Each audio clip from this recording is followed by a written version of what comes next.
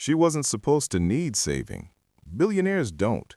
Yet there she was, trembling on a courthouse step, the weight of justice turning its back on her. Her lawyer had walked out. The cameras had vanished.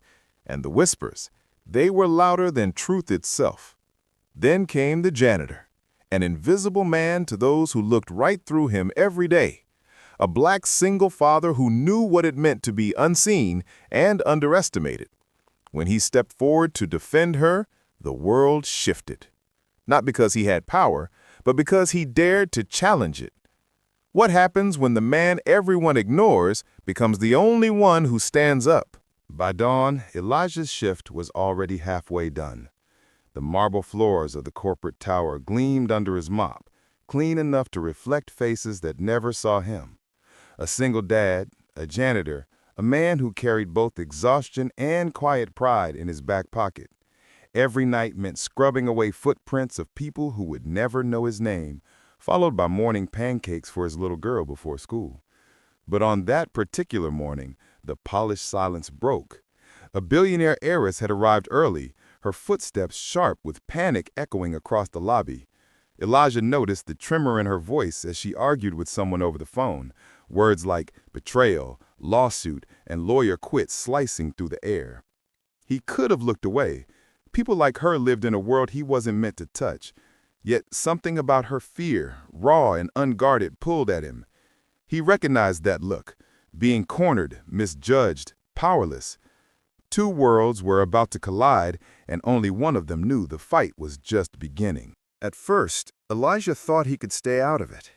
He'd seen rich people panic before. Money brought its own quiet disasters. But when he overheard the security chief sneer, "She's crying over her mistake. Figures should blame someone else. All they do is play the victim," Elijah's gut tightened. It wasn't just the insult, it was the tone. The same tone he'd heard too many times, usually directed at people who looked like him. That afternoon, headlines began to circulate. Billionaire socialite under investigation. The woman from the lobby, Amelia Harrington, was being accused of fraud by her own lawyers. The story painted her as cold, manipulative, everything Elijah hadn't seen in her terrified eyes. And when she walked back into the building the next evening, paparazzi waiting like vultures, her so-called friends turned away as if their downfall might stain their reputations. Elijah could have kept mopping the floors, but when Amelia dropped her folder, court papers scattered across marble, he saw something that made him stop.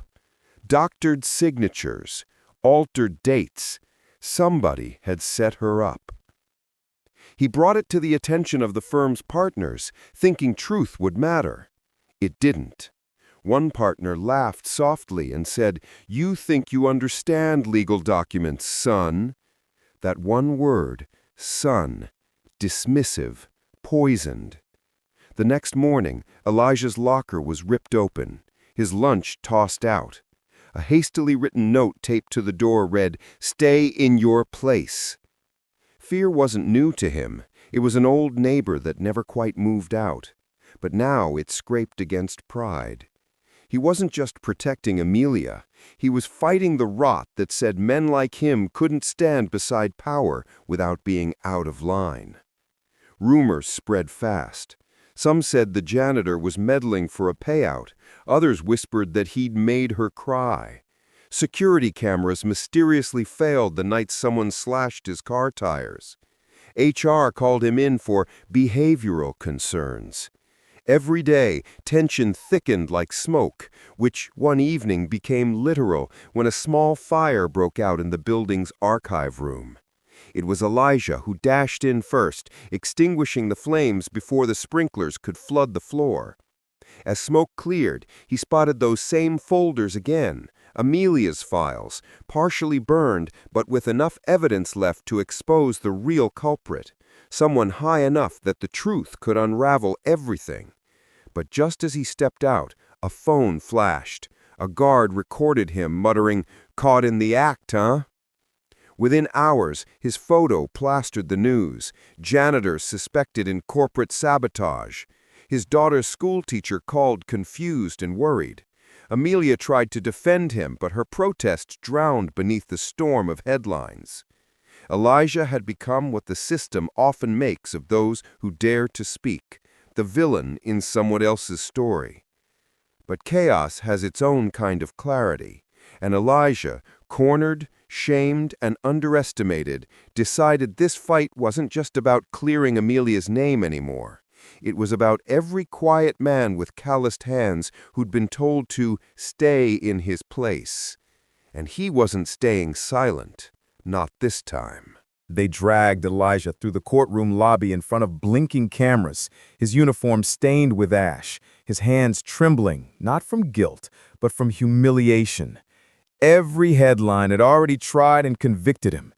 Janitor sabotages heiress, one read. Another, from mop to manipulator. The world that once ignored him now couldn't stop looking, but only to confirm their bias. Inside, Amelia stood at the defense table alone. Her former lawyer's sealed lips and polished shoes told the whole story. Money and power had decided the verdict long before evidence could speak. Elijah's folder of burnt papers was dismissed as inadmissible.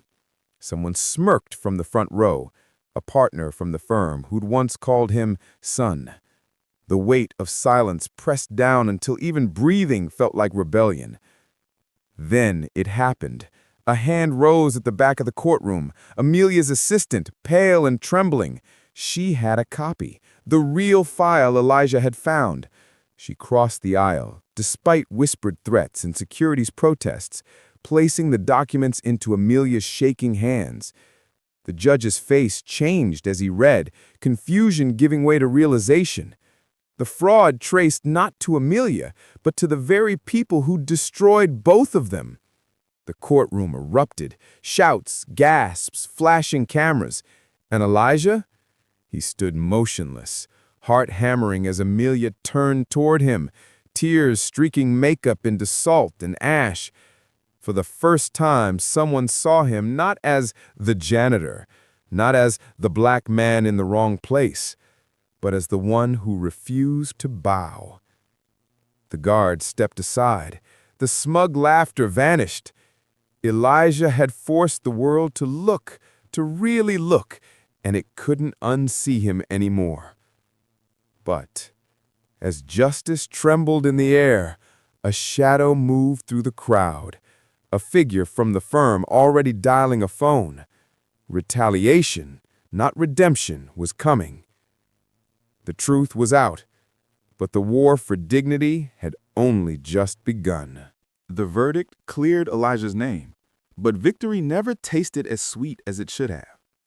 The damage was done. His job, his reputation, his peace of mind, all scorched in the blaze that justice had nearly smothered.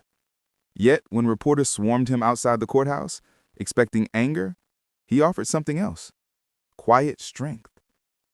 "I just wanted the truth to matter," he said. And somehow, those simple words cut through all the noise. Amelia rebuilt her company with transparency that had once been unthinkable in her world. She hired Elijah not as a cleaner, but as a consultant for ethics and oversight. Still, he kept his old mop leaning against the corner of his new office, his reminder of where endurance begins when respect hasn't yet arrived. But for every Elijah, there are hundreds whose names we'll never hear. Men and women who lose everything because someone decided they didn't belong in the rooms they cleaned, the offices they guarded, or the streets they walked. Elijah's story wasn't extraordinary because it ended well. It was extraordinary because he refused to disappear even when the world tried to erase him. Change doesn't come with headlines. It comes with courage. Quiet, relentless courage from the people who keep standing when their place is questioned. And maybe that's the truth we're meant to hold on to. That equality isn't granted, it's insisted upon. Because until the day every Elijah can walk into any room and be seen for who he is, not what the world assumes, this story isn't over. So ask yourself, When the next injustice unfolds before your eyes, will you turn away like they did, or will you stand up like he did?